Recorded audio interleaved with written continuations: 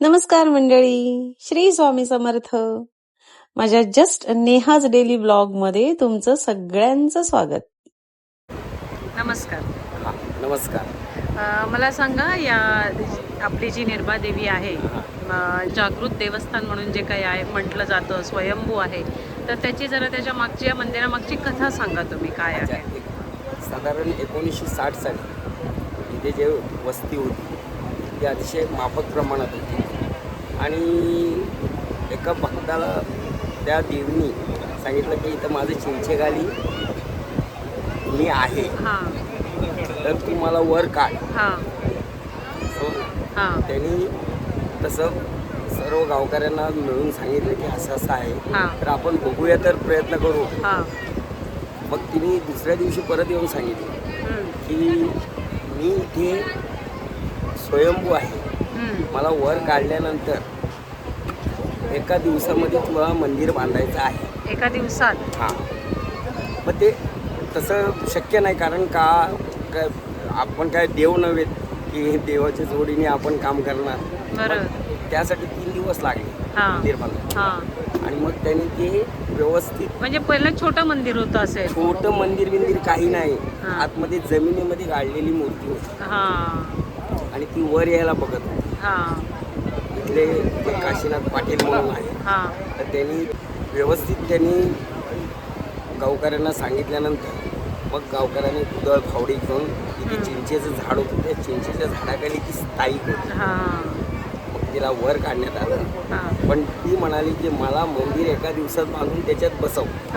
पण 3 दिवसानंतर मग ते सर्व विधी पूर्ण करून गावकऱ्यांनी सर्वांनी व्यवस्थित बसवलं मंदिरामध्ये.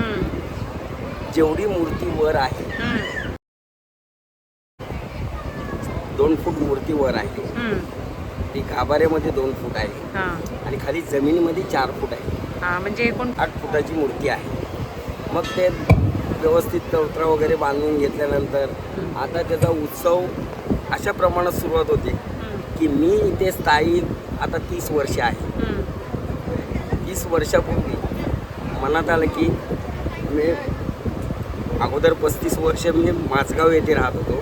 तिथल्या गावदेवीला दर शुक्रवारी जायचं. वेणी, नारळ आणि ते सर्व ताडवाडी, माझगाव ताडवाडी, ते गावदेवीला ते सर्व अर्पण करायचं. दर शुक्रवारी सकाळी जायचं, पूजा अर्चा करायची आणि मग यायचं. पण इथे आल्यानंतर मला तिथपर्यंत पोहोचता येईना.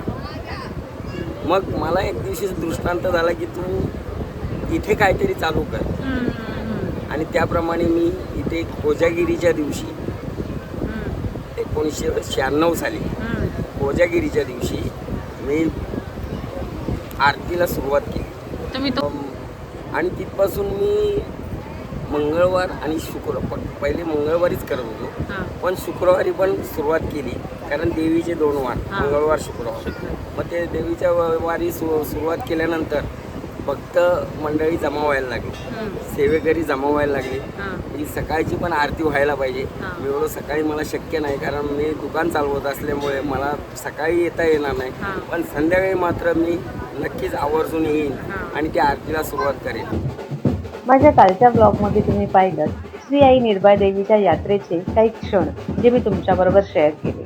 ह्या भागात तुम्ही ऐकलं माझ्या भाऊजींनी सांगितलेली या निर्भा देवीची स्वयंभू असलेल्याची कथा.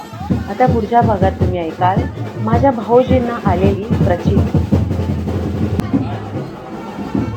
तर हा होता माझा आजचा ब्लॉग.